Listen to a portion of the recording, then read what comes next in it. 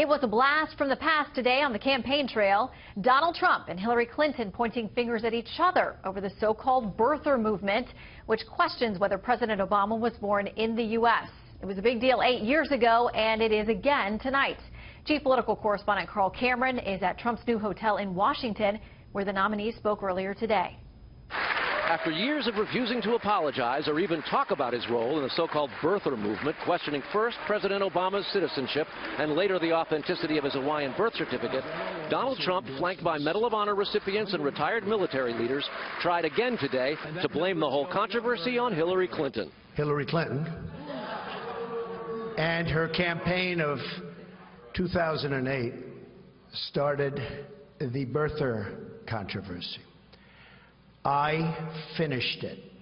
I finished it. You know what I mean.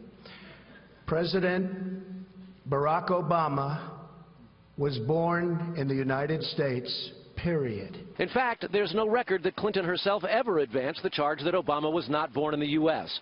But when questioned on 60 Minutes in 2008 about whether Obama was Muslim, she wasn't categorical in her response.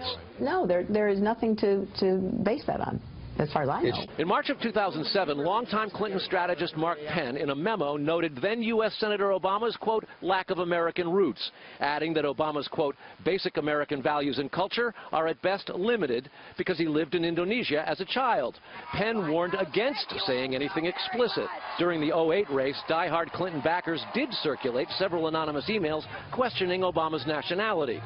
Clinton disavowed those tactics at the time and pounded Trump today for having sown racial and ethnic discord for political gain ever since. For 5 years, he has led the birther movement to delegitimize our first black president. Barack Obama was born in America, plain and simple, and Donald Trump owes him and the American people an apology.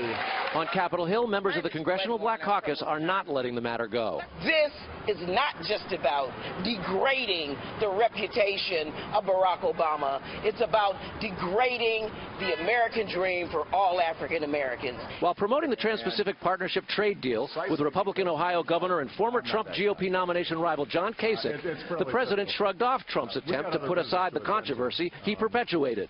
I was pretty confident about where I was born. Even after President Obama released his birth certificate, that was not proof enough for Trump. In tweets, he called it a fraud, and he's repeatedly expressed doubts up until last year. Whether or not that was a real certificate, because a lot of people question it, I certainly question it. And Trump returned to the tactic of questioning an opponent's birthplace again in this year's presidential primaries. He doesn't even have the right to serve as president or even run as president. He was born in Canada. Trump's appearance at the International Trump Hotel in Washington's historic old post office was described to reporters earlier this week as a news conference. But today, Trump put reporters behind 6 rows of nearly 150 invited guests and took no questions. And it does not look like this story is entirely over. The former head of the McClatchy News Service here in Washington, D.C., Jim Asher, has tweeted, CNN says Hillary team in 2008 never raised birther issue. Sid Blumenthal, longtime HRC buddy, told me in person Obama born in Kenya. So, lots of new grist for the conspiracy theorists' mills. Shannon? 8 years later, Carla continues. Thank you.